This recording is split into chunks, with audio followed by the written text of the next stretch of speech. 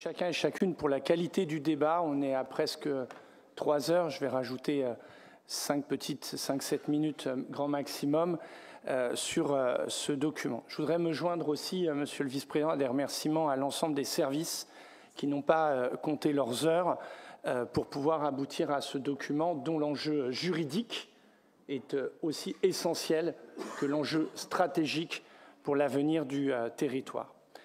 Vous avez indiqué aussi que les amendements déstabilisaient l'édifice juridique et donc nous ne pourrons pas les voter favorablement, mais ils feront l'objet, dans la nouvelle étape qui s'ouvre, sans doute d'expression, puisqu'on passe à une nouvelle étape de la procédure avec la consultation des partenaires associés. J'ai rencontré Madame la Présidente du tribunal administratif, que je remercie pour mener l'enquête publique, le volet réglementaire de la concertation avant d'arriver au vote ultime au printemps 2025 pour qu'enfin nous sortions ce document, car il a été rappelé que la mise en révision a été engagée en 2015 et que nous arrivons là au printemps 25 et il est temps de se doter de ce document d'urbanisme intercommunal parce que les PLU tels que nous les avons dans certaines communes, celle de Montpellier, ça a été fait référence, pose de nombreux problèmes et l'urbanisation à la parcelle, la destruction de l'habitat pavillonnaire au profit d'un collectif, cela doit suffire. Je voudrais venir ici sur un mot que vous avez employé, Monsieur le Vice-président, équilibre. Un document de cette nature est forcément un compromis. On s'y retrouve ou pas du tout. Mais moi, je veux saluer tous les efforts qui ont été faits par les uns et les autres pour faire intercommunalité, équilibre et exigence. Je voudrais y joindre ce mot. Exigence pour notre territoire. Notre Languedoc, quand nous le parcourons en train, parfois ou sur la route qui nous mène vers Toulouse, on voit cet étalement urbain, cet urbanisme de lotisseurs qui a défiguré les paysages. À travers ce document, nous posons un premier acte d'une stratégie indispensable pour l'avenir, la réduction de l'artificialisation des sols, comme trajectoire, et Madame Touzard l'a très bien expliqué. De 1500 hectares ouverts à l'urbanisation, nous réduisons de plus de la moitié. Et donc nous consacrons que la métropole de Montpellier, 131 communes, ce sera 2/3 d'espaces naturels et agricoles, et 1/3 consacré à l'urbanisation, logement, espace public, équipement public, activités économiques. 1/3, 2/3. C'est un choix extrêmement fort et j'invite à ceux qui le contestent à regarder ailleurs si on peut offrir aux habitants un tel ratio. Car ce PLUI, il structure et il protège nos grands paysages, ceux que de l'esplanade royale du Pérou, nous pouvons contempler vers le pic Saint-Loup. Il protège ceux que l'on peut voir de Villeneuve-les-Maguelones vers Montpellier, de ceux qu'on peut apprécier quand nous étions hier sous la pluie à l'inauguration des digues. Il protège et il se structure autour du grand paysage. Un paysage d'ailleurs naturel et agricole. J'ai entendu le débat sur la souveraineté agricole.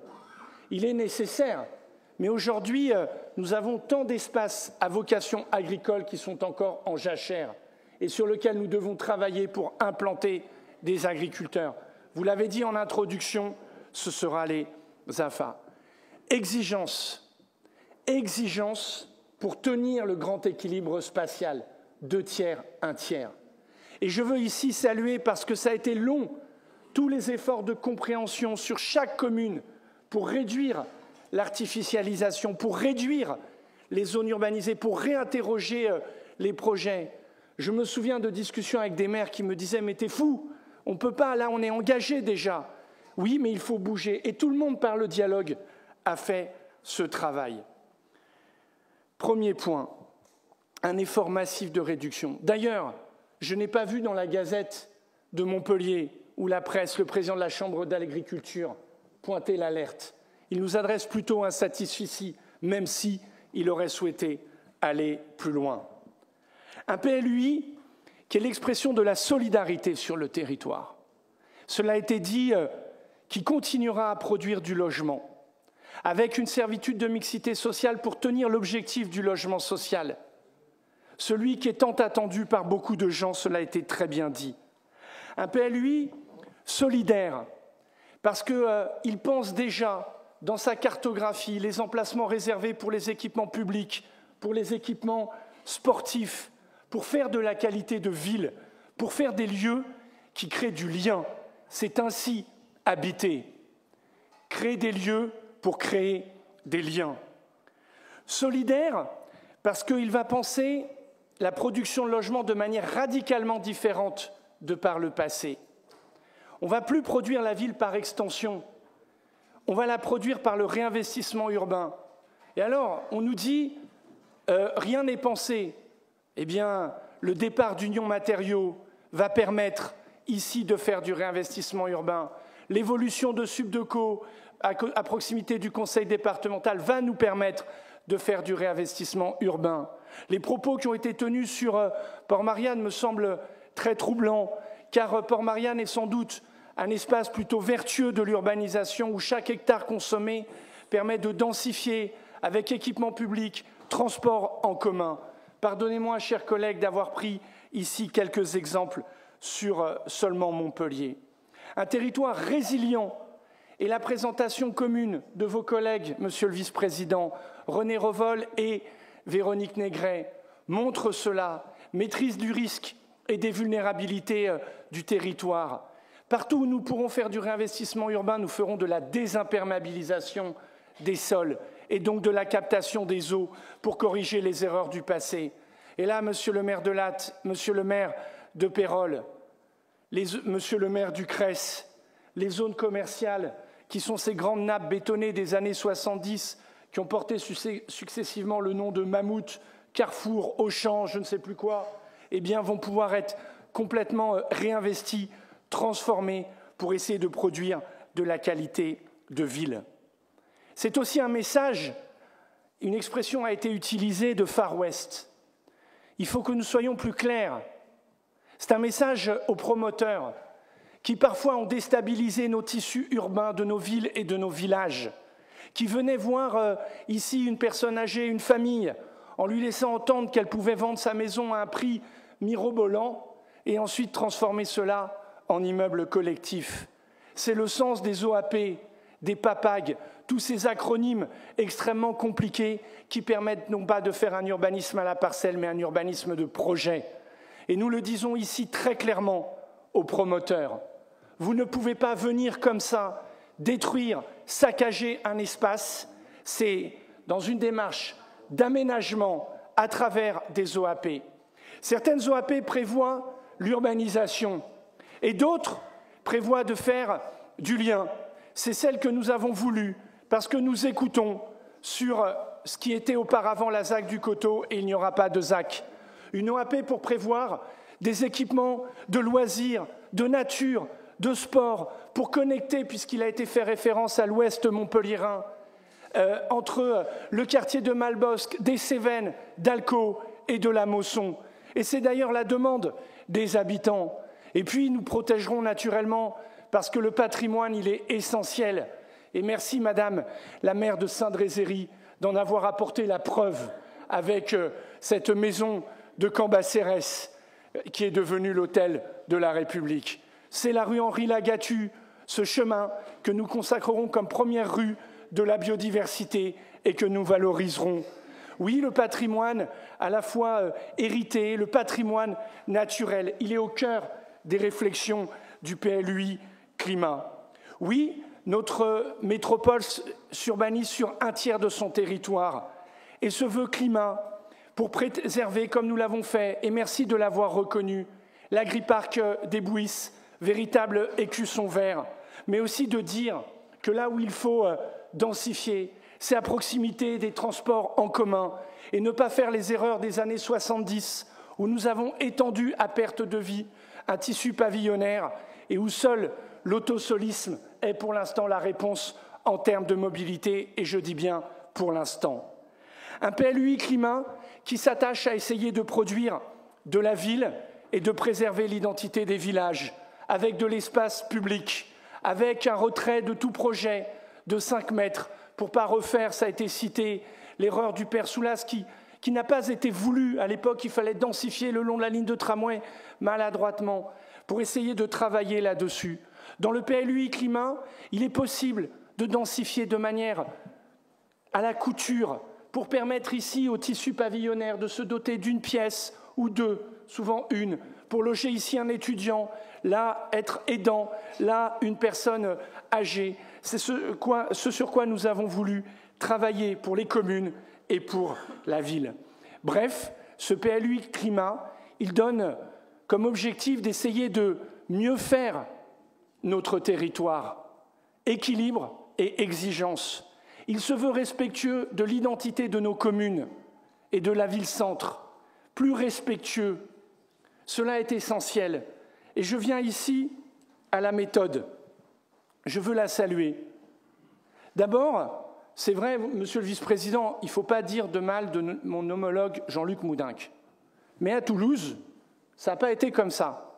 Nous avons rendu publiques les cartes, tenu de nombreuses réunions dans chacune des communes, à Montpellier, reçu beaucoup d'acteurs qui se sont exprimés. On ne peut pas être d'accord sur tout.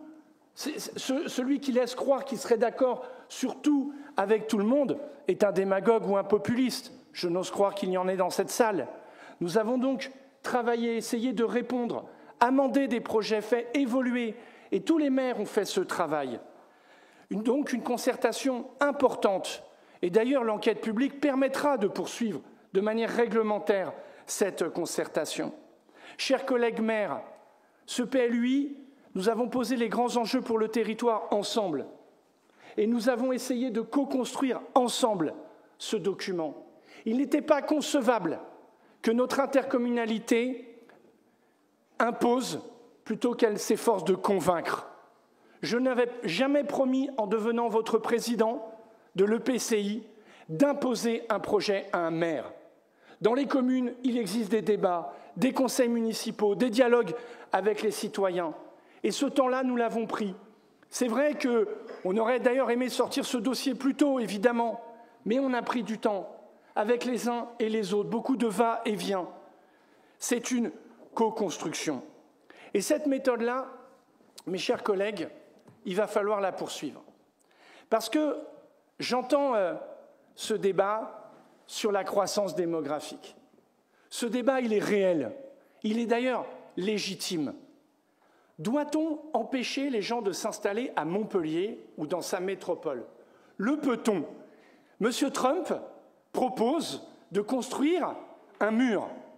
Voilà comment il veut empêcher les phénomènes de migration. Peut-on empêcher cela? Non.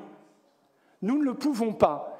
Et d'ailleurs, dans notre PLUI climat, il est prévu des zones pour accueillir les entreprises et favoriser le développement économique du territoire, qui est nécessaire quand nous avons un taux de chômage 4 points supérieur à la moyenne nationale. C'est tout l'enjeu sur un certain nombre de filières. Et donc, il nous faut maîtriser cette croissance démographique. Il faut la maîtriser en disant qu'il faut construire pour loger. Sinon, j'ai beaucoup aimé la formule, Monsieur Revol, on ne peut pas être écologiste et égoïste. Je l'ai trouvée très forte. Le conservatisme, au nom de l'écologie, peut s'avérer très dangereux. Les prix s'envoleraient, alors ça profiterait aux propriétaires. Ça, je peux l'entendre. C'est Balzac qui a raconté tout ça. Et donc, il nous faut produire. Mais devons-nous être les seuls? Non. Et aujourd'hui, le défi de la répartition de la croissance démographique, il est fondamental. Ça ne peut pas être Montpellier et la métropole de Montpellier qui prend tout. Et je vais vous donner quelques illustrations de l'action qui est la nôtre.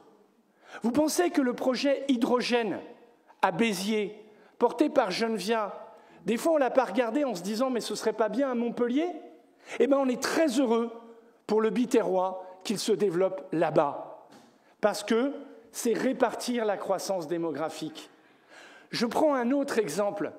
Dans l'emploi du temps qui est le mien, aller au pôle d'échange multimodal de Gignac, avec la Cœur-Vallée de l'Hérault, pour travailler sur le CERM, dont nous parlerons dans quelques instants, c'est de dire comment essayer de répartir cette croissance démographique. Parce que parfois, ou plutôt nous avons hérité d'une métropole qui prenait tout. Eh bien ça c'est fini. Il faut travailler à la répartition. Et donc quand on travaille le dossier des mobilités, à la grande échelle de l'aire urbaine, nous travaillons à la répartition.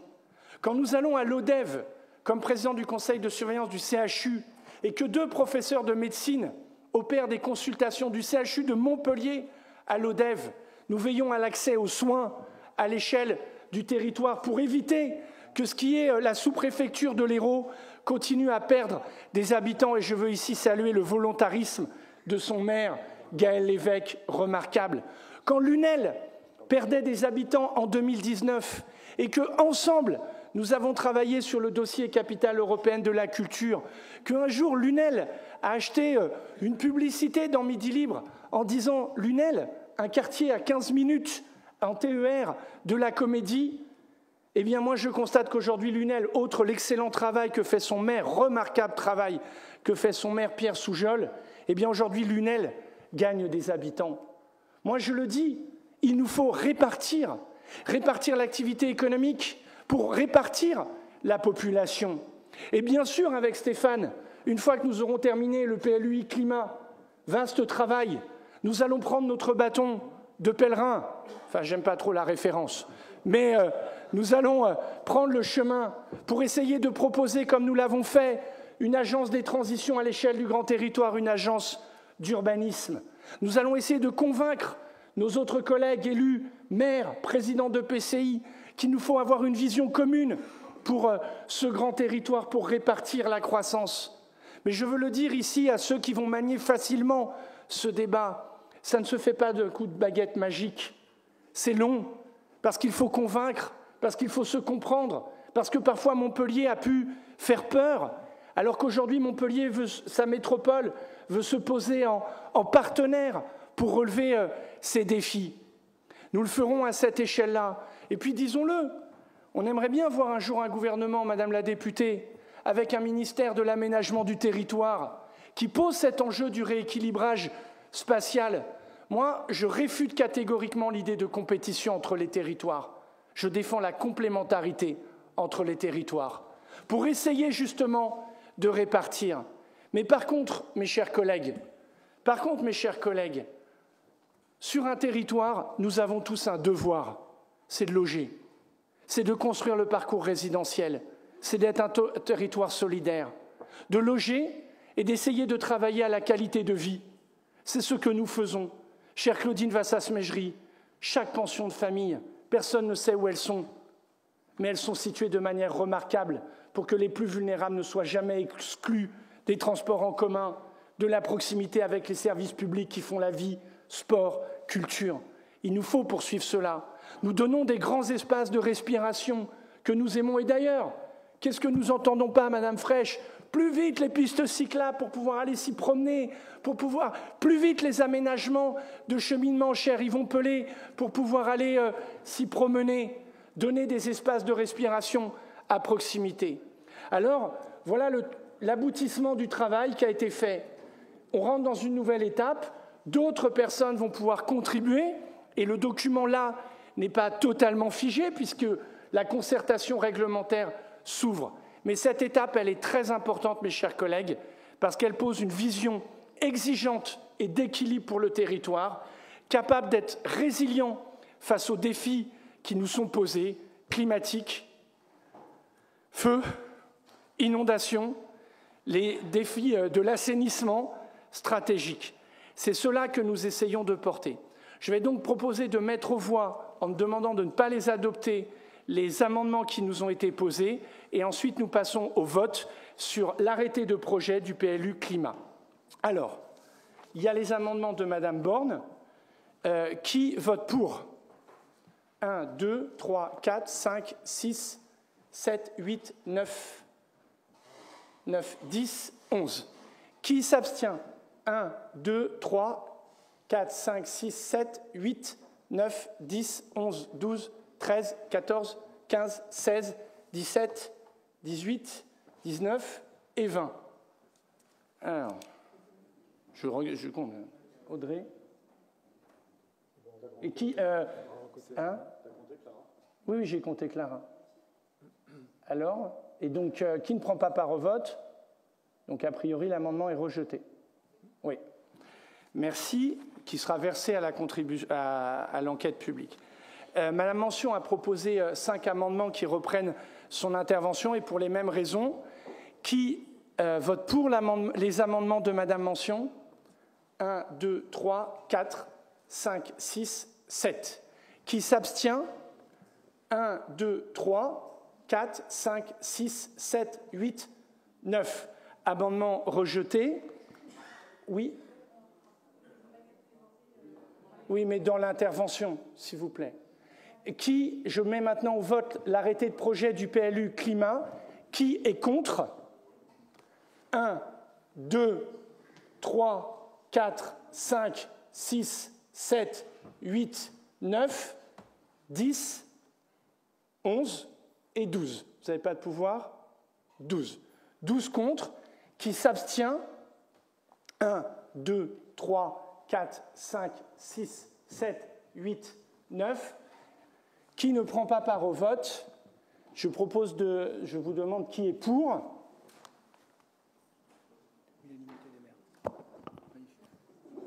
Un, 2, 3, 4, 5, 6, 7, 8, 9, 10, 11, 12, 13, 14, 15, 16, 17, 18, 19, 20, 21, 22, 23, 24, 25, 26, 27, 28, 29, 30, 31, 32, 33, 34, 35, 36, 37, 38, 39, 40, 41, 42, 43, 44, 45, 46, 47. Il est adopté puisqu'on a la majorité et surtout l'unanimité des maires.